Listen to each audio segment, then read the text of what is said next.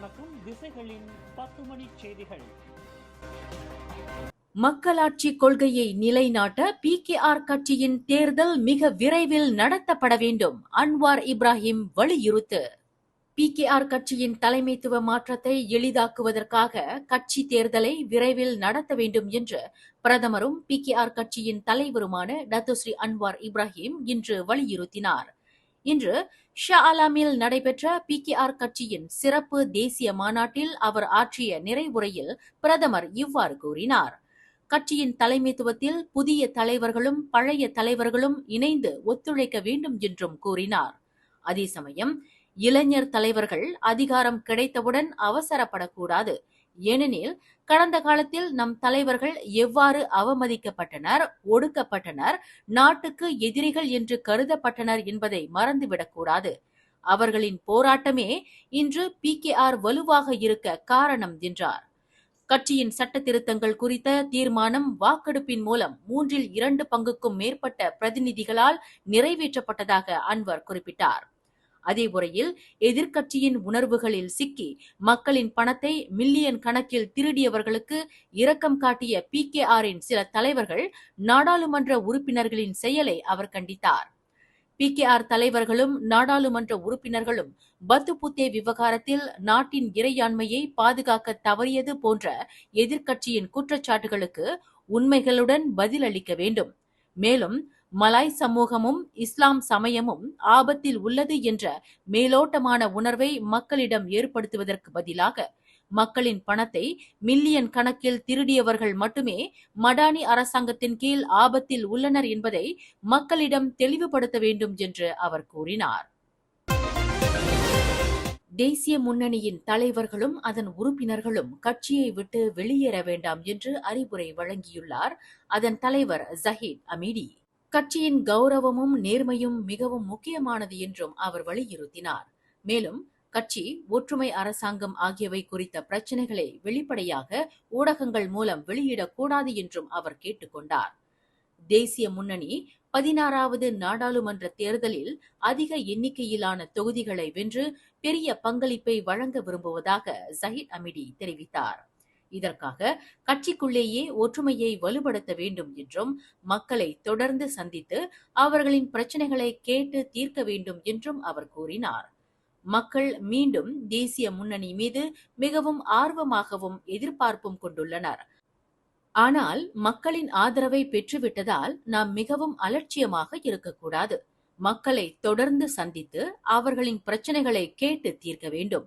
மக்களை நேரடியாக சந்திப்பதுதான் தேசிய முன்னணி தனது இழந்த இடங்களை மீண்டும் கைப்பற்ற சிறந்த வழி என்று அவர் குறிப்பிட்டார். நாட்டில் இளைஞர்களிடையே ஊழல் நடவடிக்கைகள் தீவிரமாக இருப்பதாக மலேசிய ஊழல் தடுப்பு ஆணையம் தெரிவித்துள்ளது. ஆணையத்தின் துணைத் தலைவர் டத்தோ அஸ்மி கமருசமான் கூறுகையில், கடந்த 2020ஆம் ஆண்டு முதல் 5 ஆண்டுகளில் 16 முதல் 40 வயதுக்கு உட்பட்ட 2337 இளைஞர்கள் பல்வேறு ஊழல் குற்றச்சாட்டுகளில் கைது செய்யப்பட்டதாக கூறினார். ஆணையத்தின் புள்ளி விவரங்களின்படி இளைஞர்கள் செய்யும் குற்றங்களில் கையூட்டு வாங்குதல், கொடுத்தல், பொய் சொல்லுதல், பதவி அதிகாரத்தை தவறாக பயன்படுத்துதல், கள்ளப்பணம் மாற்றுதல் போன்றவையும் அடங்கும். பதிவு செய்யப்பட்ட 1073 குற்றச்சாட்டுகளில் 575 பேர் குற்றவாளி என நிரூபிக்கப்பட்டனர். இது நம் வாழ்வில் இயல்பான ஒன்றாக மாறாமல் தடுக்கப்பட வேண்டும் என்று அவர் கூறினார். அவர் மேலும் கூறுகையில், இளைஞர்கள், குறிப்பாக எதிர்காலத்தில் நாட்டை நிர்வகிக்கும் உயர்கல்வி நிறுவன மாணவர்கள் ஊழலை ஒழிப்பதில் முக்கிய பங்கு வகிக்கிறார்கள். இளைஞர்கள் தங்கள் நேர்மையை வலுப்படுத்தி ஊழலுக்கு எதிராக உறுதியாக இருக்க வேண்டும் என்றார். சரவாக் மாநிலத்தில் மத்திய அரசின் 11 திட்டங்கள் முடங்கியதற்கு முக்கிய காரணம் குத்தகையாளர்கள் எதிர்கொள்ளும் நிதி பிரச்சினைகள் என்று துணை பிரதமர் ஃபடிலா யூசுப் கூறினார். அவை கல்வி, சுகாதாரம், புறநகர் மேம்பாடு போன்ற துறைகளை உள்ளடக்கியவை. COVID-19 பெருந்தொற்று, வடிவமைப்பு பிரச்சினைகள் போன்ற பிற காரணங்களும் இந்த திட்டங்கள் முடங்கியதற்கு காரணமாகும் என்றார். அரசாங்கம் இந்த திட்டங்களை முடிக்க புதிய குத்தகையாளர்களை நியமிக்க முடிவு செய்துள்ளது. மேலும் குத்தகையாளர்கள் தொழிலாளர் பற்றாக்குறையை எதிர்கொண்டால் இந்த பிரச்சனையை தீர்க்க மத்திய, மாநில நிலை நிறுவனங்கள் ஒன்றாக உதவ முடியும் என்பதை விவாதிக்க வேண்டும் என்று ஃபடிலா கூறினார். கோவிட்-19 நோய் தொற்று ஏற்படுவதற்கு முன் அனுமதிக்கப்பட்ட திட்டங்கள் மறுபரிசீலனை செய்யப்படும். அங்கீகரிக்கப்பட்ட திட்டத்தின் நோக்கம் மாறுபடுதல், செலவு அதிகரித்தல் போன்ற கோணங்களில் அவை ஆராயப்படும் என்றும் அவர் கூறினார். அடுத்த மலேசிய திட்டம் வரை அதன் செயல்பாட்டை ஒத்திவைக்க வேண்டியிருக்கும். அதே சமயம் 2019 அங்கீகரிக்கப்பட்ட ஒதுக்கீடு முடங்கிய திட்டங்களை நிறைவு செய்ய பயன்படுத்தப்படும் எனவும் ஃபடிலா மேலும் சொன்னார். தாய்லாந்து, மலேசியா இடையே நடந்த கால்பந்து போட்டிக்கு பின்னர் ஒரு மலேசிய ஆதரவாளர் தாக்கப்பட்டு காயமடைந்தார். பாதிக்கப்பட்டவர் தாய்லாந்தில் சிகிச்சை பெற்று பின்னர் மலேசியாவுக்கு திரும்பினார். தாய்லாந்து கால்பந்து சங்கம் பாதிக்கப்பட்டவருக்கு உதவி செய்ததாகவும் அவரது மருத்துவ செலவுகளை ஏற்றுக்கொண்டதாகவும் தெரிவித்துள்ளது. இந்த சம்பவம் தொடர்பாக மேலும் விசாரணை நடத்தும் பொறுப்பு பாதுகாப்பு படையினரிடமும் மலேசிய காவல்துறையிடமும் போலீசாரிடமும் ஒப்படைக்கப்பட்டுள்ளது. பாதிக்கப்பட்டவரின் அடையாளம் அவரது தனியுரிமையை மதித்து வெளியிடப்படவில்லை. இதனிடையே தாய்லாந்து, மலேசியா இடையே நடந்த ஆசிய கிண்ண காற்பந்து போட்டியின் குழு ஏ பிரிவில் தாய்லாந்து மலேசியாவை 1-0 என்ற கோல் எண்ணிக்கையில் வீழ்த்தியது. கோலாலம்பூரில் ஒரு பெண் மீது காவல்துறை அதிகாரி ஒருவர் அநாகரிக ஆபாச சைகை காட்டியதாக குற்றச்சாட்டு எழுந்துள்ளது. சமூக ஊடகங்களில் இந்த சம்பவம் தொடர்பான காணொளி ஒன்று பரவியதை அடுத்து காவல்துறை சம்பந்தப்பட்ட அதிகாரி மீது உள் விசாரணை தொடங்கப்பட்டுள்ளது.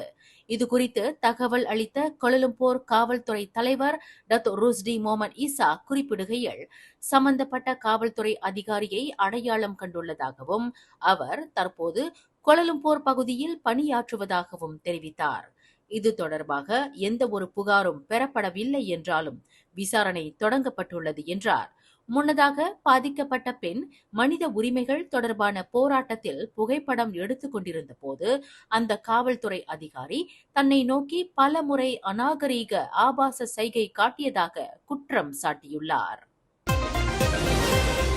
தைப்பிங்கில் உள்ள ஒரு மருந்தகத்தில் கத்தியை காட்டி கொள்ளை நடந்தது குறித்து புகாரை பெற்ற 4 மணி நேரங்களில் ஒரு உள்ளூர் ஆடவரை போலீசார் கைது செய்தனர்.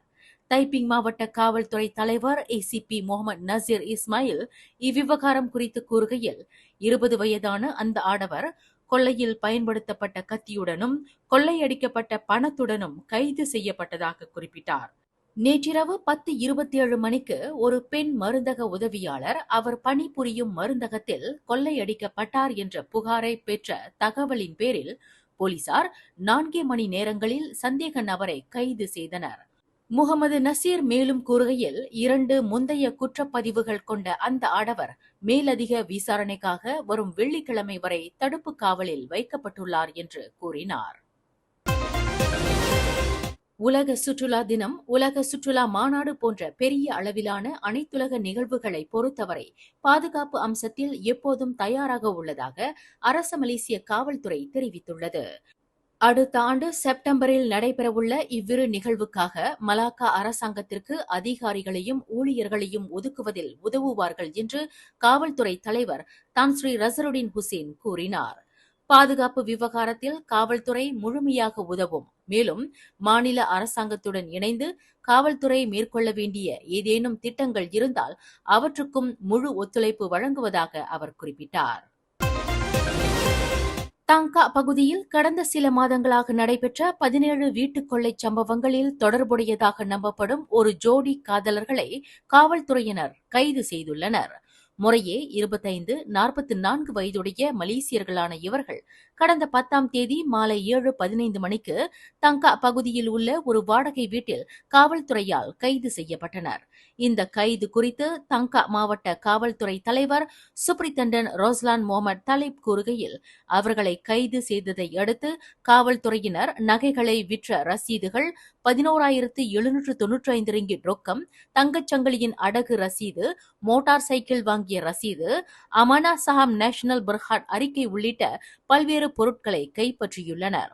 ஆரம்ப விசாரணையில் இந்த ஜோடி இரவு நேரங்களில் வீட்டில் யாரும் இல்லாத சமயம் இந்த குற்றச் செயல்களில் ஈடுபட்டிருந்தது தெரியவந்துள்ளது. இந்த ஜோடிக்கு 17 முந்தைய குற்றப்பதிவுகள் உள்ளன. வீடுகளின் பின்புறம் ஏறி பின்னர் வீட்டின் கூரை வழியாக உள்ளே நுழைந்து பணம், விலை உயர்ந்த பொருட்களை திருடிச் சென்றனர். இவர்கள் வீட்டுக் கொள்ளை குற்றச்சாட்டின் கீழ் இந்த வாரம் புதன்கிழமை வரை 8 நாட்கள் தடுப்பு காவலில் வைக்கப்பட்டுள்ளனர்.